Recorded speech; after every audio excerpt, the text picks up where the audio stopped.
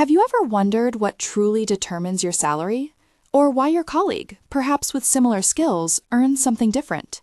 We often think of salary as a straightforward number, a line on a payslip. But peel back the layers and you'll discover a fascinating, intricate world of costs, realities, and ongoing debates that shape not just our paychecks, but our entire economic landscape.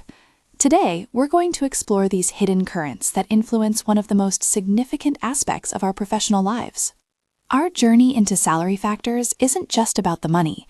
It's about understanding value, fairness, and the complex interplay between individuals, organizations, and the wider economy. We'll uncover how compensation is far more than just your base pay, what employers genuinely consider when setting salaries, and the crucial economic and legal realities at play. We'll also dive into some of the most dynamic and often contentious issues shaping discussions around pay right now, from transparency to the gender pay gap. Let's begin by broadening our definition of compensation. It's really what we call a total rewards package. Think of it less like a single ingredient and more like a carefully crafted meal. While your base salary is the main course, there are many other substantial components. Direct financial payments like performance bonuses, commissions, or even company equity such as stock options. Then there are the equally vital indirect non-monetary benefits, things like health insurance, robust retirement plans, paid time off, and even childcare support. All these elements contribute to the overall value an employer offers and an employee receives. So how do organizations decide on this complex package? It's rarely arbitrary. They rely heavily on market research and benchmarking, essentially surveying what comparable roles in similar industries and locations are paying. They also consider internal equity, ensuring fair pay for similar work within their own walls, alongside external equity, which is about remaining competitive in the broader job market.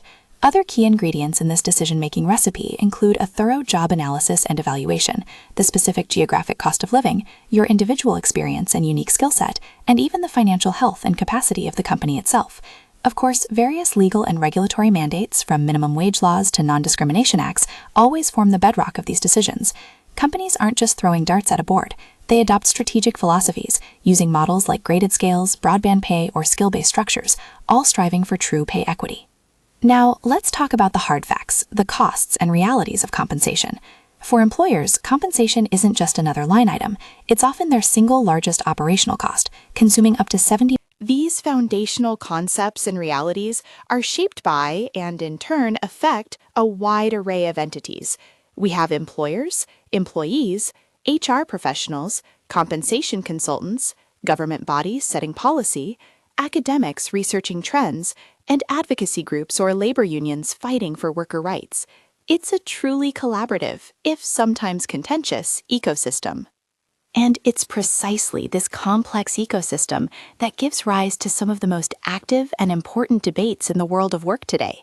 These aren't just abstract discussions, they directly impact how we view our salaries and our future.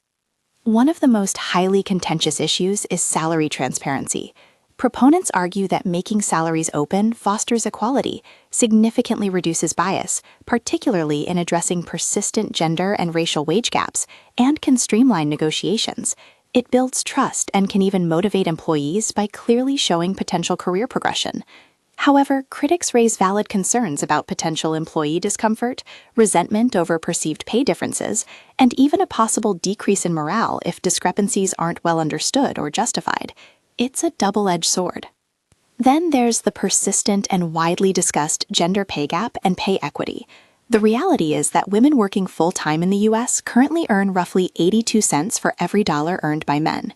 While some attribute this gap to individual choices regarding career paths or hours, many emphasize systemic issues, gender discrimination, the undeniable motherhood penalty that impacts women's earnings after having children, and unconscious biases in hiring and performance reviews.